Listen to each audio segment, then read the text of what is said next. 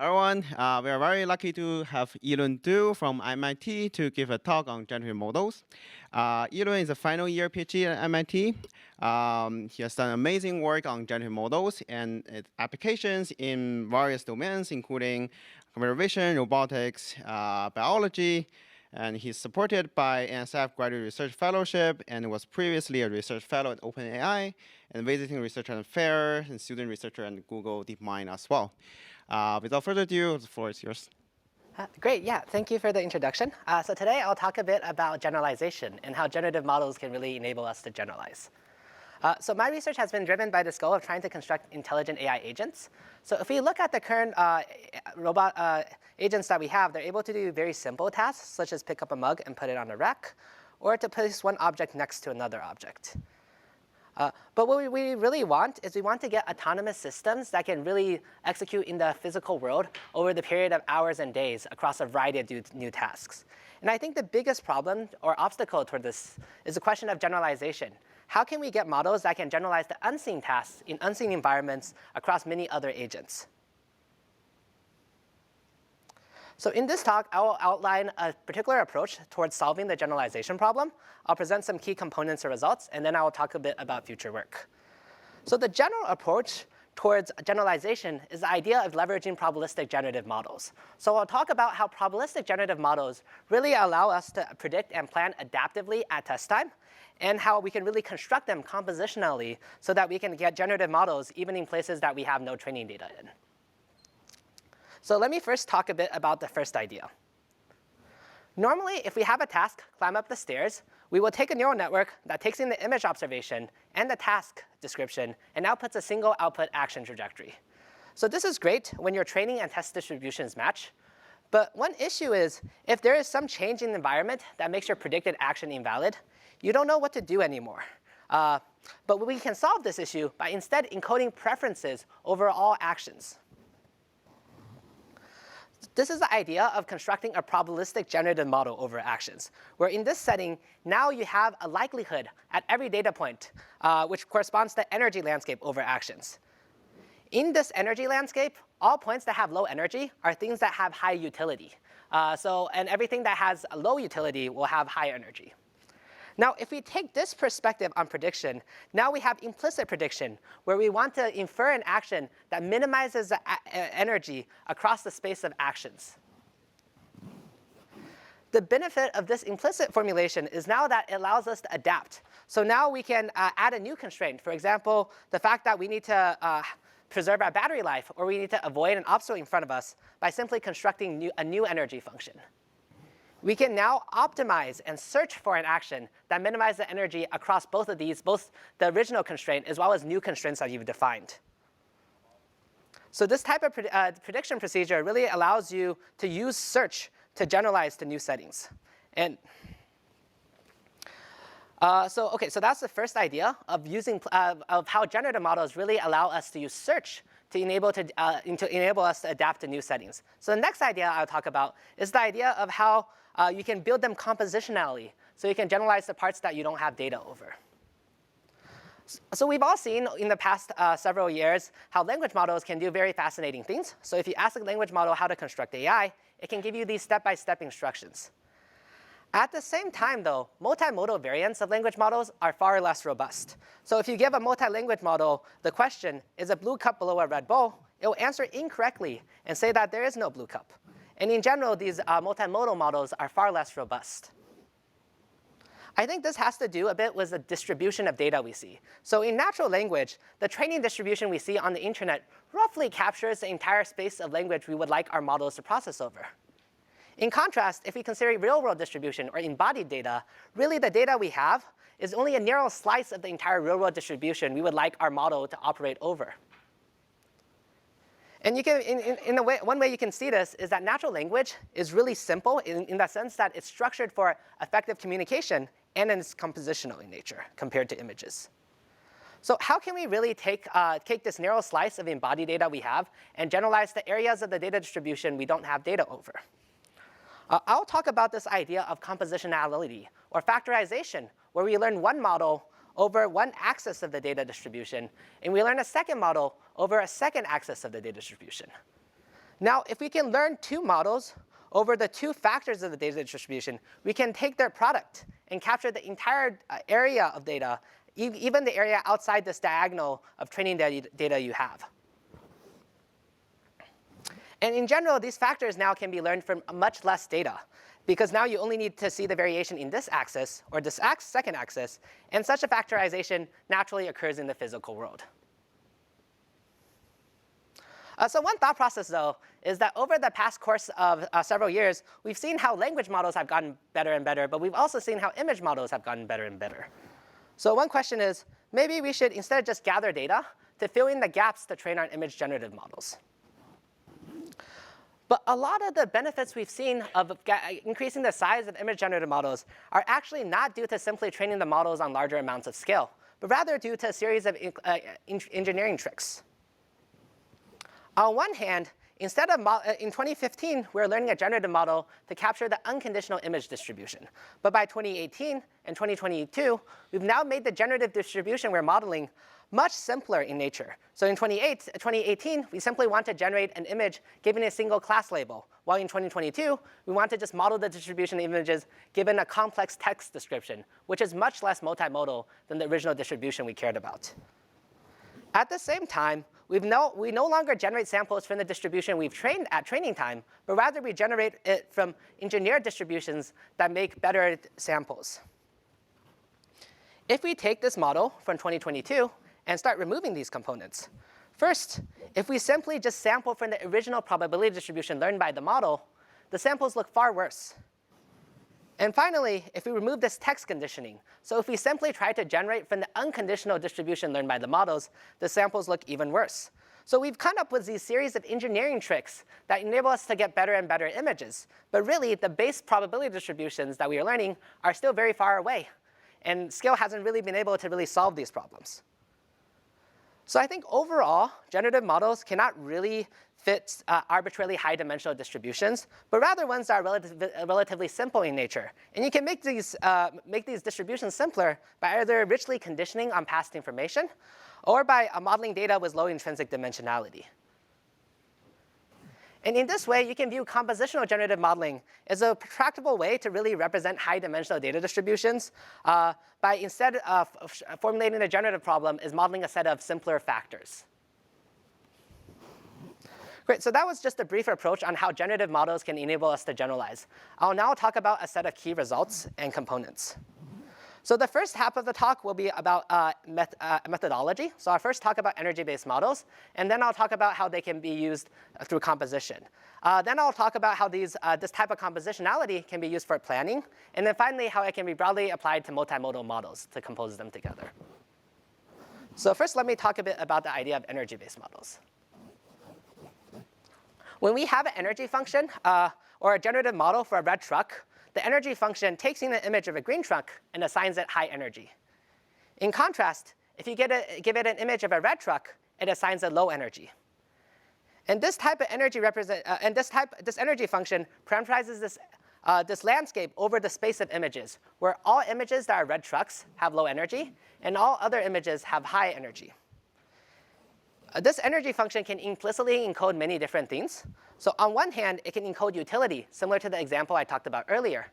It can also encode set membership, which I'll discuss later. And more broadly, it can encode any type of probability distribution or generative model through the Boltzmann distribution.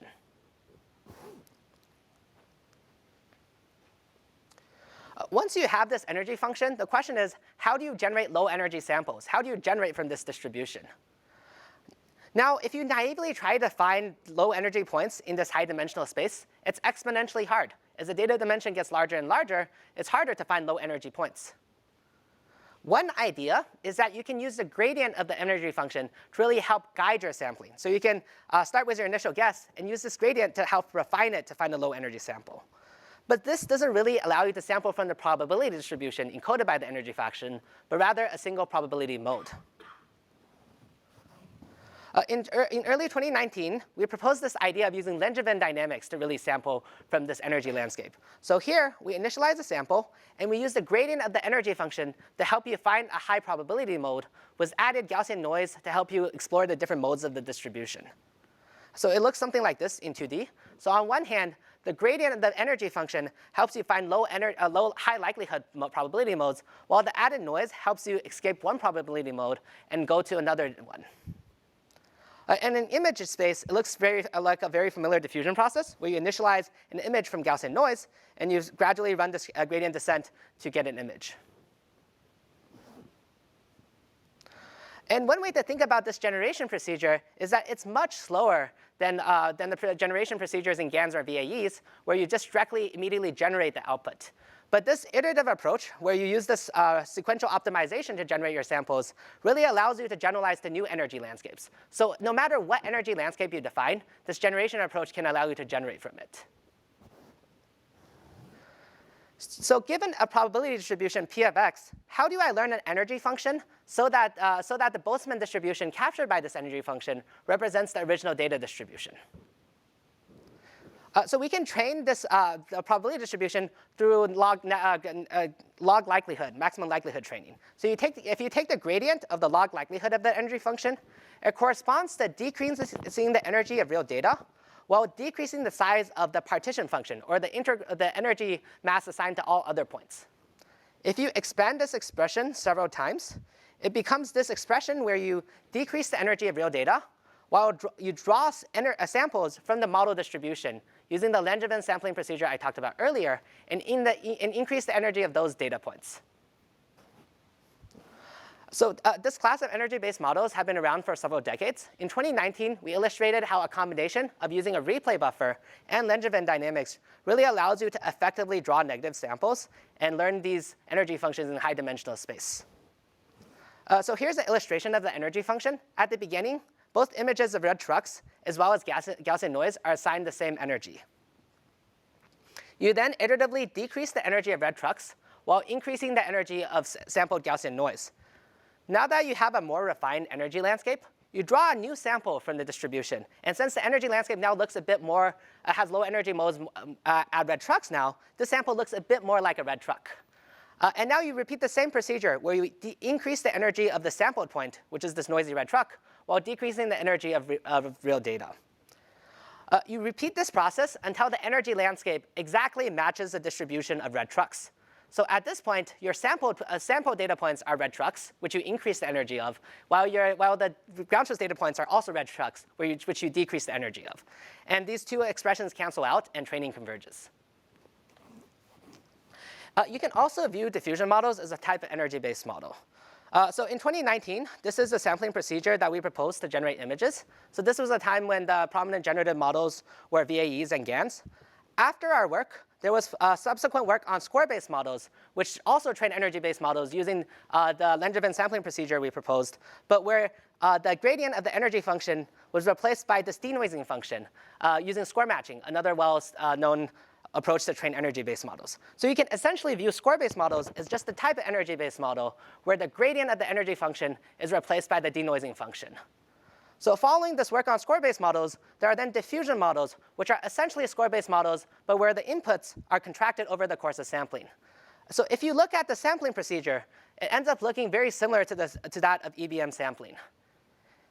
And the main benefit of this is that this allows you to scalably train energy-based models on high-dimensional domains. You can simply view the denoising function as a gradient of the energy function, and use it to likewise optimize energy landscapes and compose energy landscapes together, which I'll talk about more next.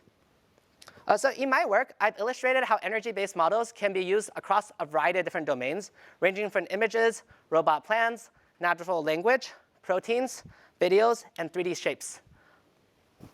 So that was a brief introduction on energy-based models. Now let me talk a bit about compositionality. Normally, when we think about compositionality, we think about loss functions. So if I want a neural network to generate trajectories that reach a particular goal, that has trajectories of a particular gate, that avoid obstacles, I can simply define 3 loss functions and train the neural networks with the associated data.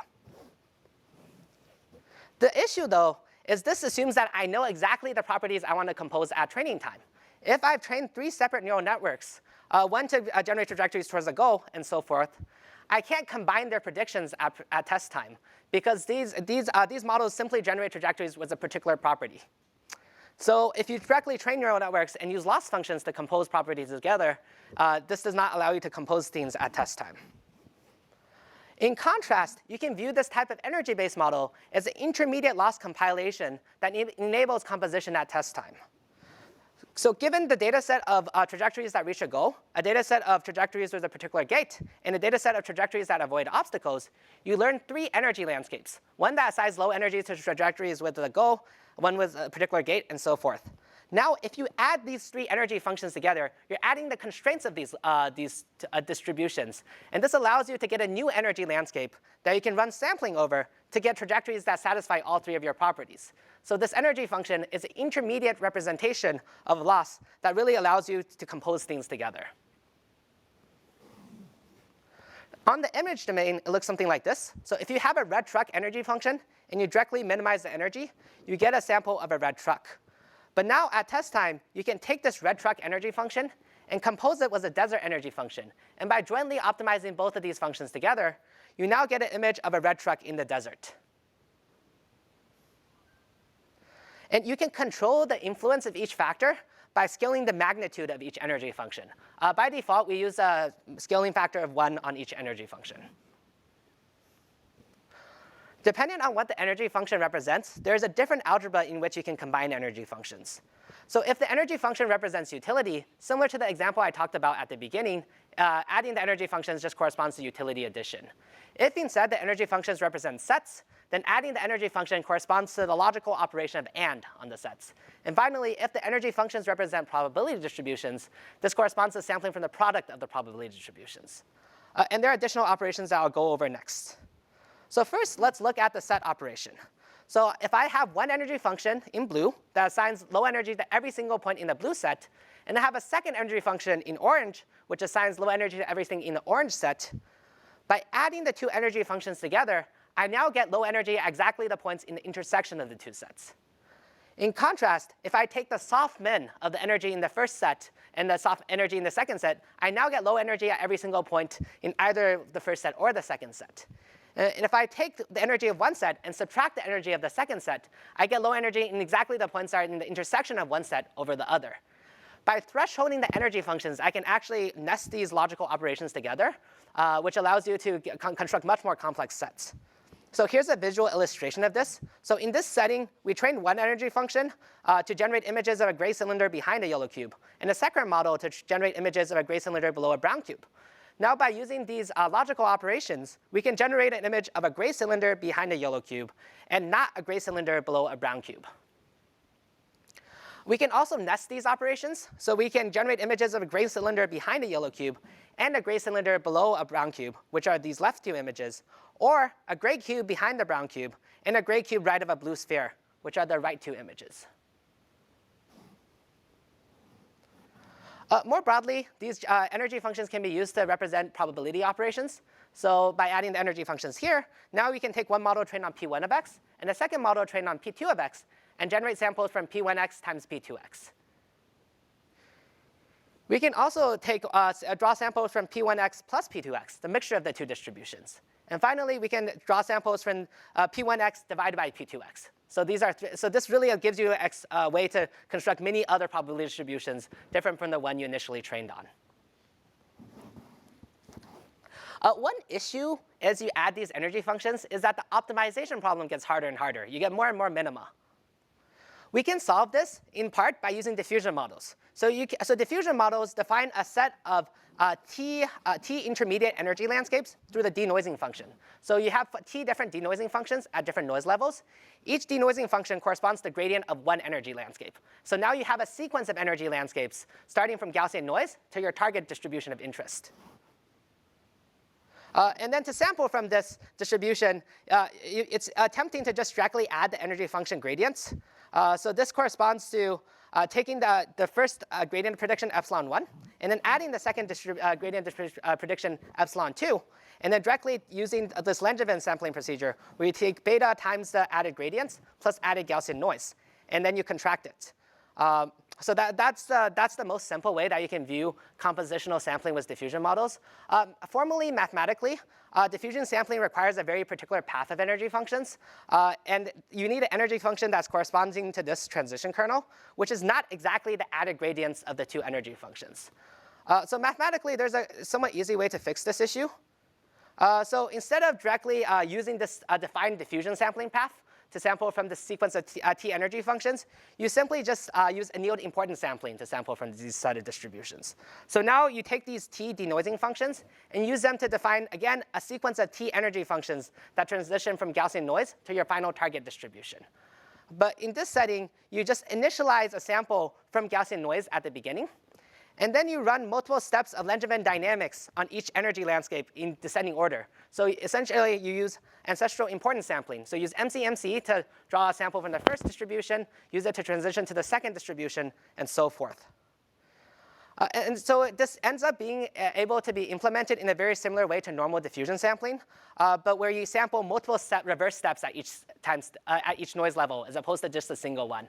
But the important thing is this reverse process is now used to sample at an energy landscape, or sample from that distribution, as opposed to just transitioning between distributions. So qualitatively, it looks something like this. At the beginning, you optimize a composed distribution that's very smooth, and you gradually optimize composed distributions that are increasingly sharper and harder to optimize. This type of composing generative model has many sets of applications. So on one hand, you can take a text-to-image model that can generate an image of a couch right next to the windows, and you can compose it with itself. So now you can generate a much more complex scene that the model hasn't been trained on. So you can generate a couch right next to the windows, a table in front of the couch, and a vase of flowers on top of the table. So by default, this model has only been trained on sentence-level annotations, so it cannot generate an image with this more complex text description. But by composing 3 models together, each with these separate text descriptions, you can now generate an image with all 3 of these properties. At the same time, you can also use this compositionality to really change the style of videos. So you can have a video model that can generate videos of this particular style, and by composing it with a separate generative model that's been learned on digital art, or outdoor video, or storybook illustrations, you can now generate videos in a variety of different styles. You can also compose these generative models spatially along an image. So you can specify a movie still of a space battle, and then you can say that we want the Starship Enterprise, or the sun was Lensfair. And by composing all these models together, you now have a controllable image tapestry with objects at each specified location. And more broadly, you can use this compositionality to solve constraint satisfaction problems. So you can encode any type of constraint as a probability distribution. And you can take the product of probability distributions as an entire constraint graph. And by sampling from this composed distribution, you solve this set of constraints. So in this paper, we illustrated how this enables you to generalize to a variety of new manipulation tasks. You can view each manipulation task as a set of constraints between the robot and objects. And you can then just solve this graph to get a trajectory that satisfies your goal, that's collision-free, and doesn't collide with other objects. One big question I've talked a lot about how we can compose distributions together, but one question is, how do we discover the components?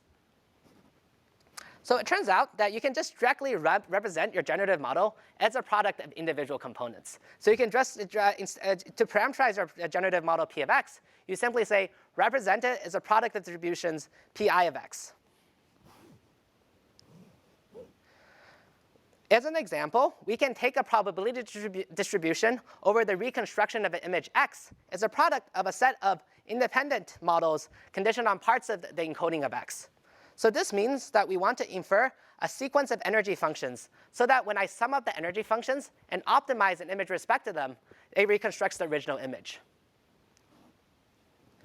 And we find that simply by training an energy function using this product representation, we can get independent components, where we get independent factors because we make the latent dimension small, so that by information bottleneck, each of the components will capture different parts of your distribution. So here are 2 examples of this decomposition. So on top, we have 4 objects, and at the bottom, we have a face. Our inferred energy functions capture independent components. So on top, it captures the 4 objects in the scene, while at the bottom, it captures different parts of the face.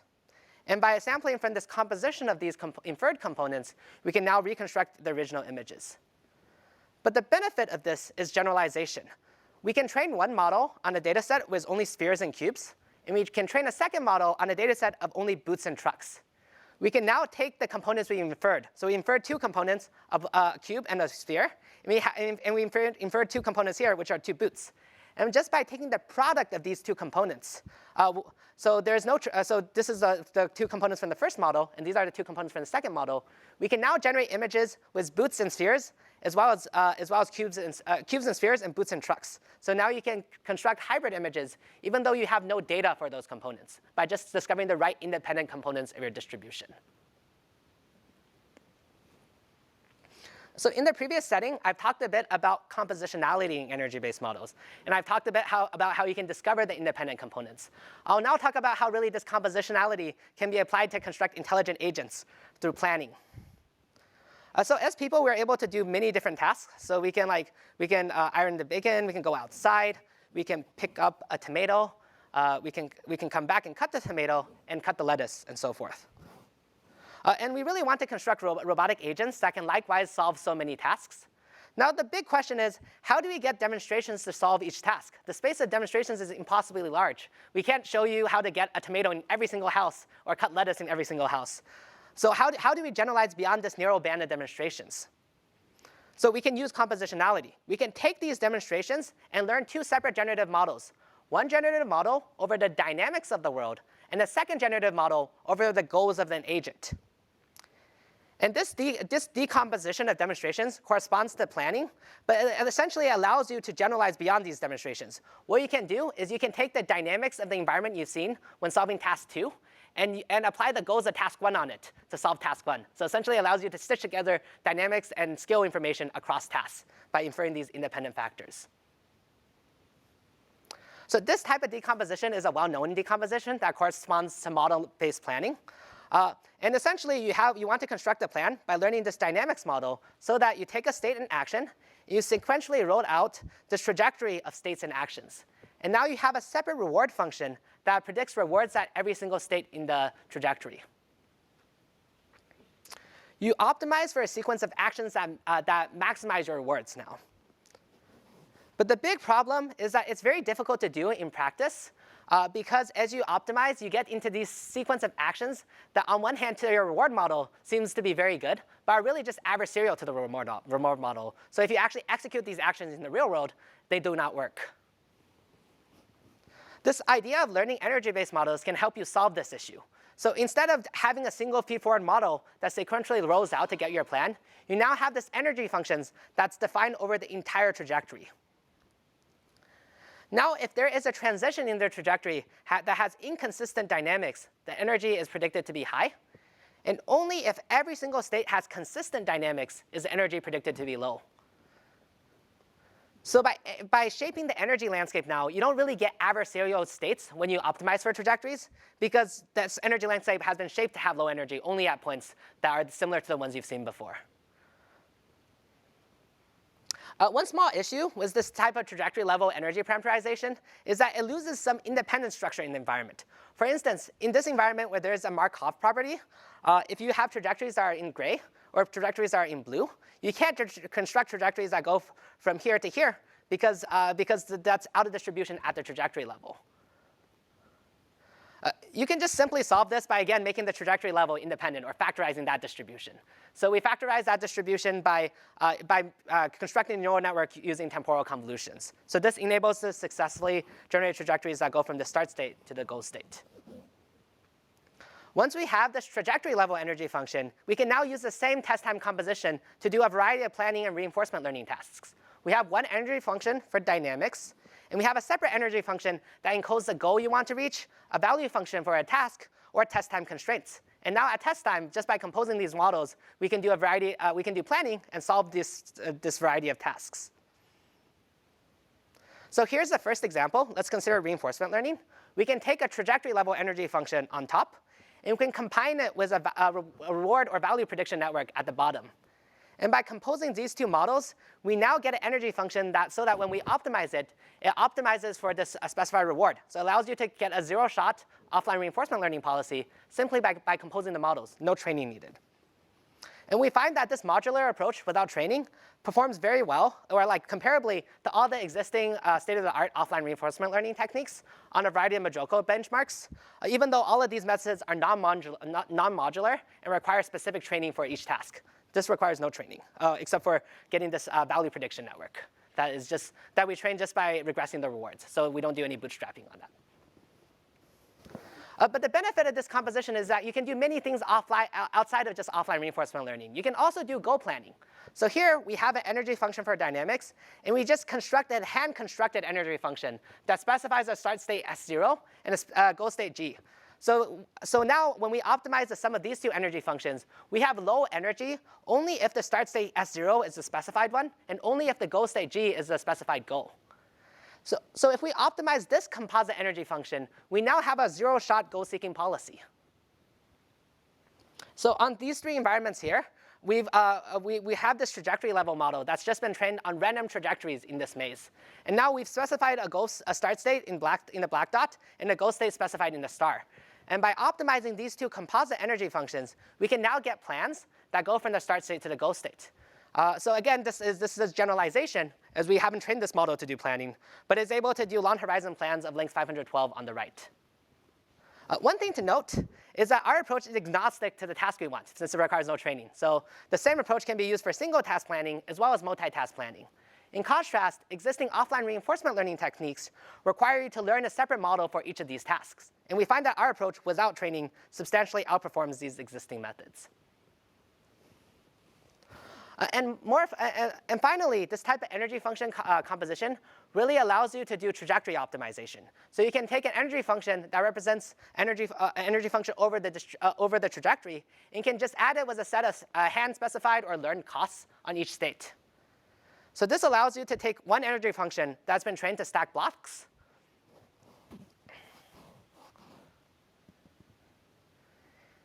and define a separate set of cost functions that say, I want the gray block on top of the purple one, I want the purple on top of the red, and I want the red on top of the blue.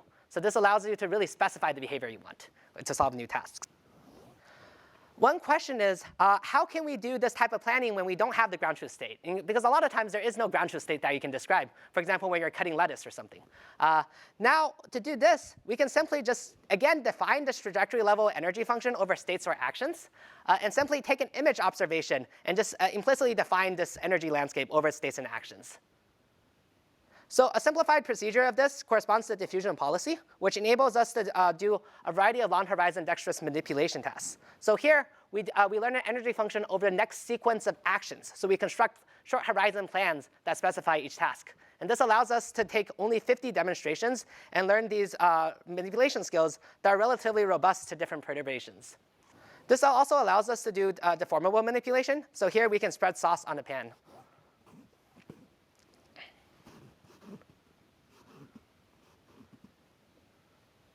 And you can perturb it, and it's able to robustly still execute. And finally, this type of planning procedure can be done in very high dimensional state spaces. So when you have many different environments, the state spaces are very different sometimes. So we can use images as abstraction for each state space. So instead of explicitly predicting the symbolic state in each environment, we simply render an image of what that state would look like in the future time step. So this allows us to take a single model and generate video plans like this. So this is a synthetically generated video for picking up a block and placing it down. But we can use the exact same model to synthesize this plan here, which is a real-world plan of using a sponge to push a board away, or this real-world plan of picking up silverware and placing it down. So we can use images and synthesize videos as an abstraction for planning across many different environments. And once you have these highly detailed images, you can use an inverse dynamics model to infer the actions to reach each of the visual images. And a final benefit of this abstraction in the space of videos is that it really allows us to learn from videos on the internet. So there are many human videos of people putting down a handle and opening a door. And we can use these videos on the internet as additional data to train our video model to synthesize what it looks like to solve a task. One thing to note is that these video plans are highly realistic and detailed. So here, this is a synthesized plan of putting a banana in a pot or pan. And you can see that it really captures a lot of the physical details necessary to solve this task. So you can imagine that just by simply having the inverse dynamics model on the generated images, you can really robustly control the robot to do a task that you specify. Great. So in the previous section, I've talked about a particular form of composition that corresponds to planning. Finally, I'll talk about how this composition can be very broadly applied to many different multimodal models for intelligent decision making across language, vision, and actions. If we consider a long horizon task, make a cup of tea, this really requires many different sources of knowledge.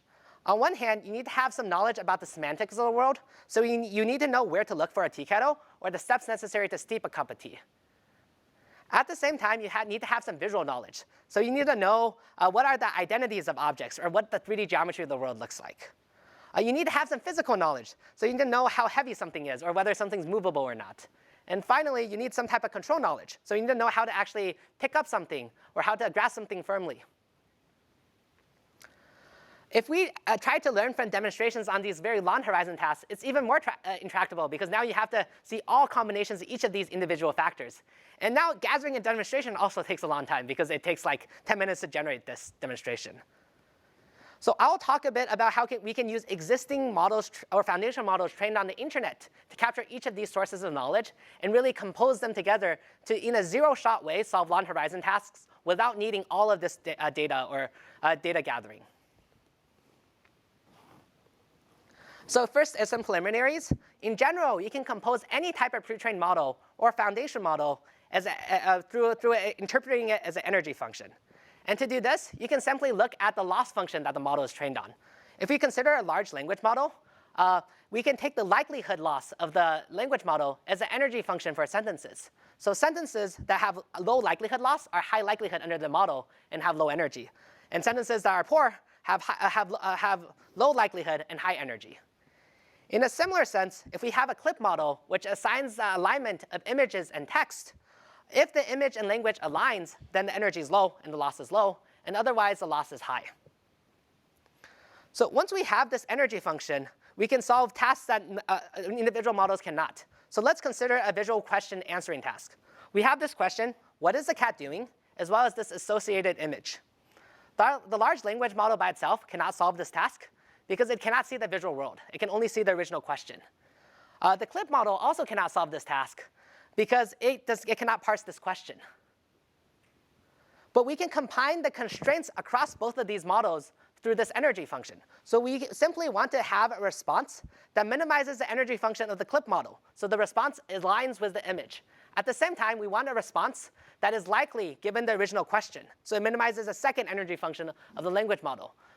By solving for a response that optimizes both of these constraints, we can now solve this vision question answering question, even though individual models cannot do it.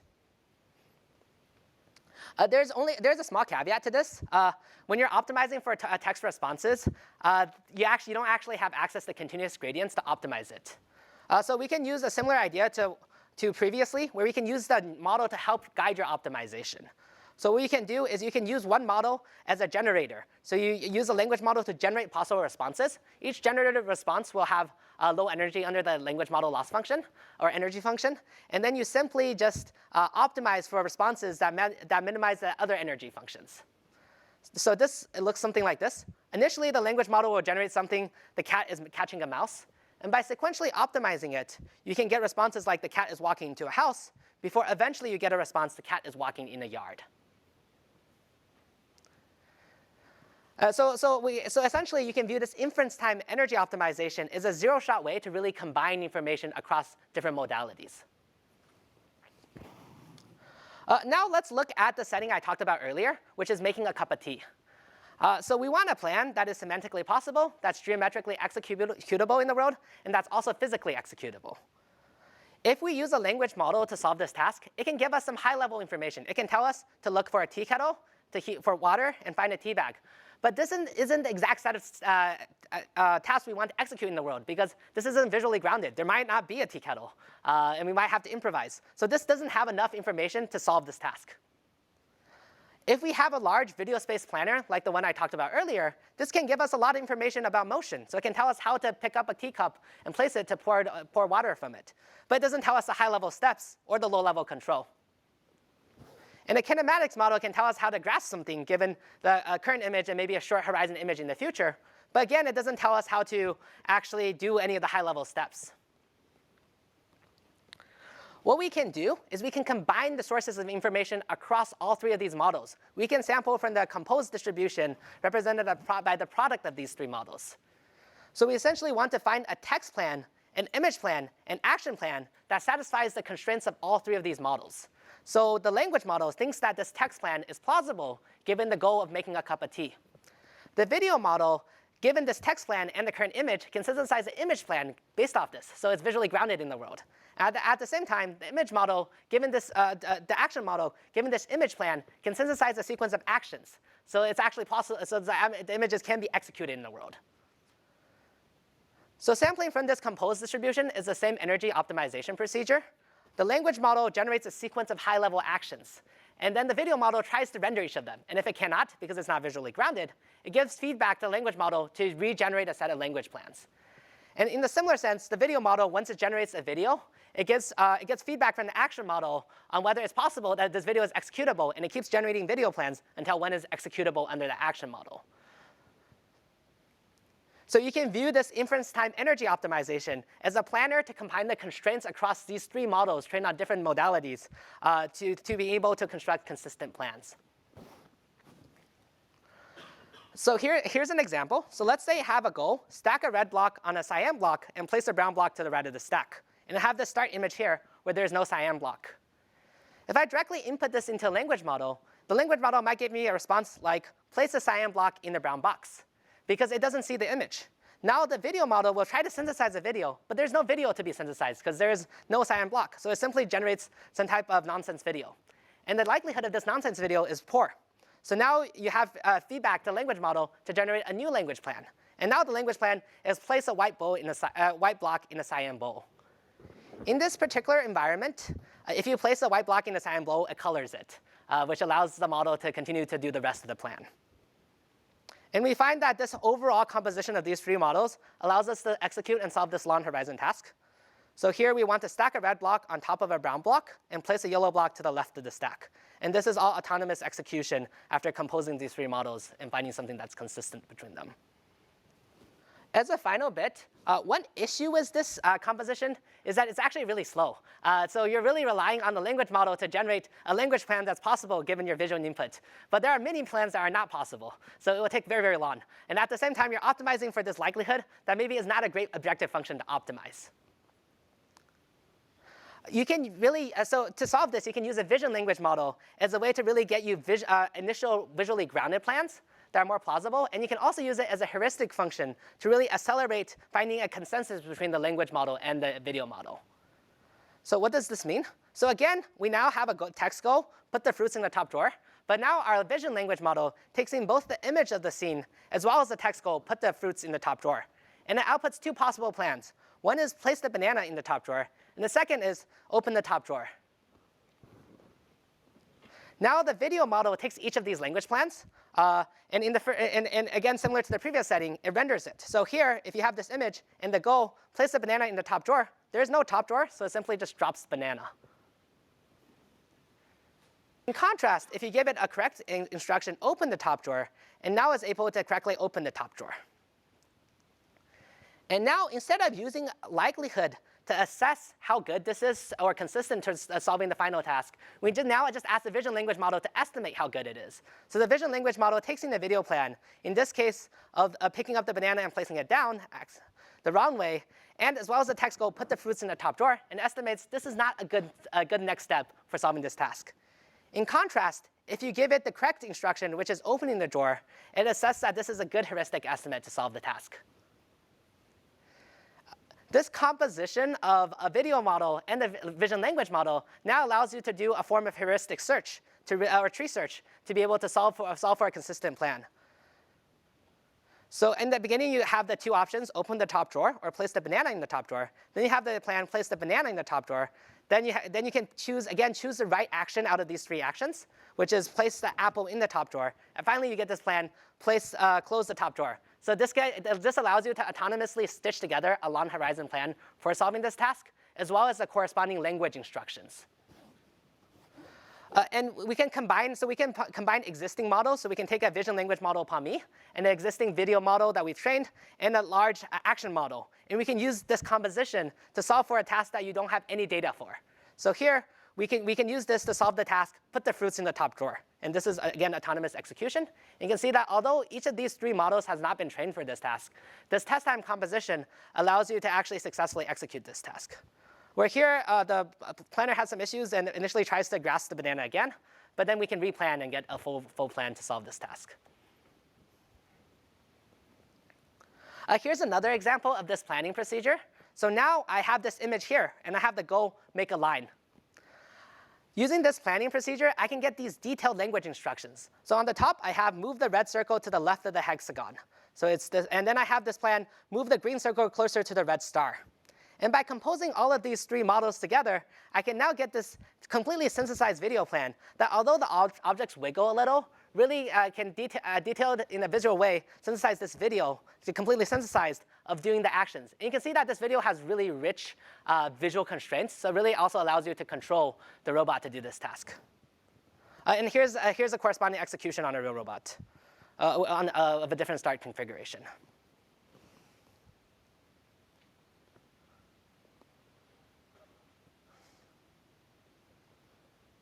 And what we find is this type of compositional approach, when you compose these models, actually substantially outperforms other ways, either trying to train one large video model on this data, which is shown in red here, or by trying to train an end-to-end model that takes in vision, language, and action, and just directly predicts the actions to execute. So this hierarchical composition or planning really allows you to solve long horizon tasks using the same amount of data much better than other approaches. Great, so I've talked about some small steps towards constructing autonomous agents using generative models, but there's a lot more to do. So overall, I've talked a lot about structured generative modeling, where for structured generative modeling, I compose different generative models defined over components of the distribution. But in general, there's much more that you can do in terms of structure to really improve generative models. We can essentially leverage any known domain structure to really improve the generalization for limited data. As an example, if we want to have a generative model over images or videos, we can simply add in 3D geometry to generate images for new viewpoints. So this allows us to synthesize these viewpoints here, which is a video that's out of distribution from the ones you trained the initial model on by leveraging known 3D data. And in general, a lot of generative models currently are simply trained by maximum likelihood estimation. But this means that you spend a lot of time modeling irrelevant portions of the video. So here, maybe we care about scraping this pan, but all the motions of the people in the background are completely not useful, as well as the motion of the camera. So there's a lot of things we can do about trying to get generative models to prioritize task-specific information. For example, we can construct a structured latent space that only captures the irrelevant information, or we can use non-maximum likelihood objectives. As one example of this, we've had some work where we tried to train text-to-image models to explicitly prioritize particular aspects, such as either trying to match text prompts or trying to increase the aesthetics quality of generated images. More broadly, this compositionality that I've talked about is a step towards the idea of decentralized decision-making, where you can make decisions by combining societies of models. So what does that mean? Well, right now, a lot of people are very interested in constructing large multimodal models where you simply take in vision, language, action, audio, and you output actions in language. So this is really great. Well, first, this distribution is likely intractable to model given the current tools, like the examples I talked about at the beginning. But also, even if we could solve model this distribution, it's effectively impossible to get all the combinations of vision, language, and action necessary, because the more modalities you combine, the exponentially more data you need. Instead, we have all these models. We have great language models. We have great image models. We have great video models, 3D models, and action models. So I'm interested in constructing a decentralized decision-making system where we combine the existing generative models we already have, operating over different modalities. And by using message passing, constructing a graphical structure that composes these generative models and gets you this decentralized decision-making system. And in general, I've shown a couple examples of this. So on one hand, by combining the clip model and the language model, I've illustrated how you can do vision question answering. In contrast, by combining a language model, a video model, and action model, I've illustrated how you can solve hierarchical planning problems. But there's a lot more you can do. And really, this enables you to generalize to language, to new combinations of language, actions, and images, because it enforces modularity and factorization in your learned generative distribution. And I think there's a lot of things to do with respect to this framework. So one thing is, how can we discover the right connections between modules? And what are the modules we really need to construct this decentralized generative system? At the same time, how can we really adapt it to new inputs? And finally, what is the right way to communicate messages between these models? I've talked a lot about energy optimization and planning, but there are a lot of other ways to also combine and pass messages between these systems. Here's a brief example. We can use this idea of debate between language models as a message passing way to improve reasoning. So normally, if I have a question, there are 175 diamonds and 35 fewer rubies. How many gems are there in a chest? A single language model will often generate a response that is factually incorrect, or that's incorrect reasoning. But what I can do is I have two language models and ask them to generate two different possible responses. And now I can use debate. So I can ask each model to pass messages given the responses of other agents to get a new response that's more accurate. And I can repeat this message passing procedure multiple times to get a consensus answer that's much more accurate than my original answer. So this message passing can also be used in language models through debate. And this can improve things such as reasoning. Finally, I think there's a lot of work that can be done on just broader applications in both scientific and engineering disciplines. The problem of really generalizing beyond a limited amount of data is a really common problem across science and engineering. For example, in de novo protein synthesis, we have this narrow band of natural proteins, and we really want to synthesize proteins that are different than the natural band. And one approach you can do this is to use factorization. So you can learn one model that captures the sequence likelihood, and you can learn a second model that captures the 3D structure of the atoms. And by composing these two independent models, we found that we can synthesize this series of natural proteins, or like synthesize proteins that have low sequence identity to existing proteins, as well as having low structural similarity. And more broadly, this question of compositional generation has a lot of applications outside of just pure generation. We can also use it to design systems, where this compositionality can allow us to design systems much more complex than the ones we've seen at training. So during training time, we've seen the dynamics of two particles across 22 time steps. And now at test time, we can design the start locations of two particles so that after 44 steps, they reach the center of the circle. Or by composing these models across four objects, we can design these trajectories of 4 objects so that all of them reach the center after 44 steps. So this composition allows us to design much more complex systems than the ones we've seen at training. Great, so overall I've talked a bit about generative models and how they really allow you to generalize through test time search and composition. I'm happy to take any questions now. Thanks.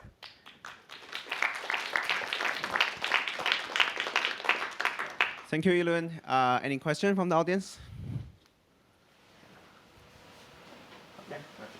Yeah, a nice set of ideas, really very expansive and quite stimulating. I want to talk about one particular example you showed where I think it was trying to decompose a scene into its parts, and you had a nice example with synthetic objects, that were separated into their constituent objects. But then for the face, you're not really separated out into what we humans think as parts, eyes, nose, and so on, right? Yeah. Is that because there were not sufficient constraints on the process? Do you have ways of extracting these parts of faces, for example? Yeah. So I think right now we're training the models from scratch. So there's not enough constraints to really recover the parts that are what people would expect. So I think by structuring these factors to be much more human-like, maybe with some rendering information, that could allow us to get much more reasonable factors. But yeah, I think it's all about finding the right structure to do that. I like the example where you did a visual question answering with the cat and what the cat is doing. My question is, I think I understand your concept. The question is, how much training data do you expect, and where is the answer? Because if I saw the picture, I would say the cat is running. You say the cat is changing something. What if this, so reformulate it, what do you already have in the training data that you can actually check whether the answer is correct? Oh, right. So I believe that. First of all, it could be many different ones. And how close do you have to be with the training data to answer this? Because if I ask something very different, your approach might not work at all, right? Yeah, so I guess for the first question, to evaluate this approach, we just use standard VQA bench metrics. So I think there's something where you take the response and you compute the BLEU score with the ground truth response, and you just see how much overlap there is. And I think there are some other metrics. So loosely, if it's semantically similar, you get higher scores. In terms of the second question, I think this can generalize as long as the language model has seen this type of question before, and the CLIP model has seen this type of response and image alignment. So I guess in a sense, this approach is much slower than just having a vision language model, but allows you to take these two models that are not able to process this information modality and get them to process this, so long as the output domain is in distribution for both of the models. So you don't need to have paired data to train these models. Question. So for the VQA example of the cat, let's say the question is, let's say the image has two people doing something, and the question is, what is the person on the left doing? So the language model does not know how to distinguish the language model doesn't know who's on the left and who's on the right, and the CLIP model also doesn't know whether you're talking about the person on the left or the right. So how would multiplying the products of the probabilities of these models help you answer the question? Yeah, I think that's a good question. So I think that the example I was trying to show there is more of, so for a lot of questions, I guess, if it's just a single subject, this approach of combining constraints would work. For this setting, when there's ambiguity in these responses, then you probably need a third model that constrains it, for example, that parses left and constrains the model to be the left part, or parses right and constrains it to be the right part. But I think you would need to add additional constraint to tell the model to focus on the right object in that setting. Thanks. Yeah. Please correct me if I have a horrendously naive understanding of things.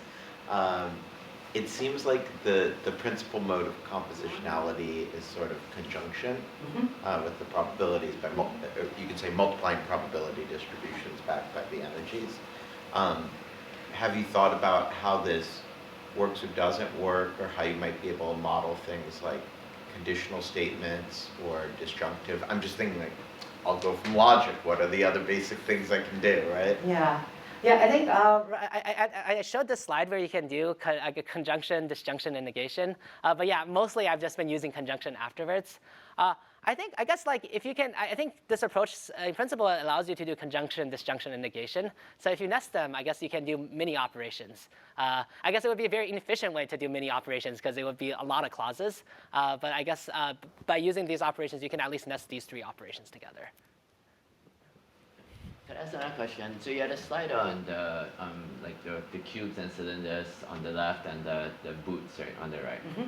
So the idea is that by multiplying both likelihoods together, you can generate both objects. So if your training data for the model on the left is purely cylinders and cubes, then it should assign quite low probability to images with boots, right? Because it has never seen anything with a boot. And likewise, the model on the right has only seen boots. It should assign low probability to anything without a boot. So when you multiply these two models together, shouldn't you just get low probability on everything? Yeah, I think it just depends on the factorization the model learns, right? So we train the model so that the product of the factors maximizes the likelihood of the image. So what we find is that the model learns to pay, the model for each component just really pays attention to the local patch around the current object. So if your probability distribution is just on patches, parts of the image, right? Now that product is valid. So it really depends on what the distribution is paying attention, what the likelihood distributions are paying attention to. So if the likelihood distribution is just paying attention to the entire image, then this composition would not work. But because our only constraint is that the product of the factors captures this overall image, each factor itself can capture only a small patch of the image. All right, let's thank the speaker again.